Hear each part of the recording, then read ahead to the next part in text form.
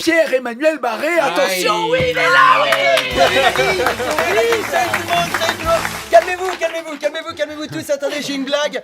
Est-ce que vous savez ce que c'est un sandwich qui se fait tabasser par la police? Non. C'est un jambon beurre. Elle est énorme. 1-0 pour l'humour, Nagui. Allez, assez plaisanté. C'est l'heure de ma revue de presse et cette semaine, on va parler de 2017. Jingle. 2017 c'est très très bien.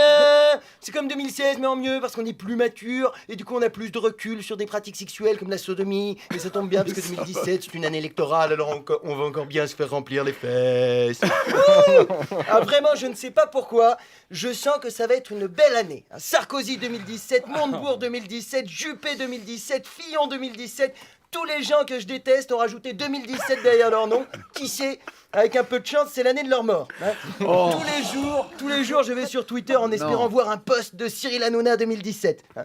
Le seul qui n'a pas encore mis 2017 derrière son nom, c'est Hollande. Il a trop peur que ce soit prémonitoire quand on annoncera le nombre de voix pour chaque candidat. Hollande 2017. Hein. Mais d'ailleurs, je ne sais même pas s'il va oser se représenter avec le bilan qu'il a. Hein. Son combat contre la finance, perdu.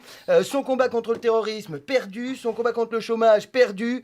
Le seul combat qu'il a gagné, c'est contre son nutritionniste. Hein. Non, je vous le dis, hein, les présidentielles de 2017 vont rentrer dans l'histoire. Tous les candidats sont bouillants pour choper l'Elysée. Ils ont la bave aux lèvres, hein, le slip tendu comme un centriste chez Castorama. Hein. On dirait des puceaux en fin de soirée qui font la queue au bois de Boulogne pour se taper la dernière pute. Hein, mauvaise nouvelle, hein, la dernière pute, c'est nous. Alors, cette année, tous les candidats sont magiques, mais c'est quand même chez les Républicains qu'il y a les plus beaux. Ah bon, alors Sarkozy, j'en parle même pas. D'ailleurs, quand on voit écrit Sarkozy 2017, on ne sait pas bien s'il se présente ou s'il compte ses mises en examen. Hein.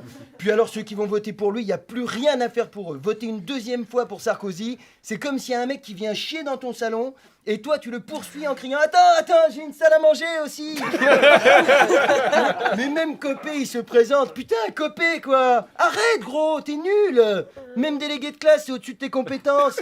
Tu ne gagneras jamais, personne ne t'aime Jean-François. Si on a le choix entre toi et une boîte de thon à la catalane, ça va sentir le poisson à l'Elysée. Hein. Quant à Juppé, bon bah là, c'est carrément triste. Hein. Il est désorienté, il essaye d'être aussi raciste que les autres. Mais avec sa double cataracte, il distingue pas bien les couleurs.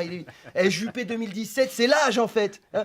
Si les candidats c'était des ordinateurs, Juppé, ce serait une feuille de papier. Il est au bout du rouleau. De toute façon, cette élection, ça va être lamentable. Alors je propose qu'on y aille sur le ton de l'humour et qu'on vote tous pour Nadine Morano aux primaires républicaines. Alors, elle, clairement, le 2017 derrière le nom, c'est le nombre de neurones fonctionnels qui lui reste. Hein. Son programme politique est simple. Petit 1, ne pas oublier de respirer. Petit 2, surtout ne pas oublier le petit A. Nadine, quand on lui a demandé de récolter 500 signatures, elle a planté un autographe de Michel Sardou dans son potager. Depuis, elle attend que ça pousse. Hein. Vous imaginez un deuxième tour entre Morano et Le Pen? On aura l'impression de voter à l'élection de Miss France dans la catégorie des plus de 90 kilos, disons. Le discours de la gagnante va être magnifique. Hein.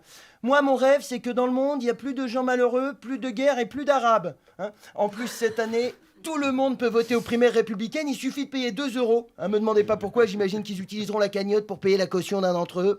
Alors, pour que Morano soit la candidate des Républicains et qu'on se marre bien pendant la campagne, c'est simple, hein, votez rigolo, votez Morano, surtout que grâce à Guy Bedos, il y a une jurisprudence, on a le droit de la traiter de conne. Hein, et au final, qui de mieux qu'une conne pour nous représenter? Merci de m'avoir écouté.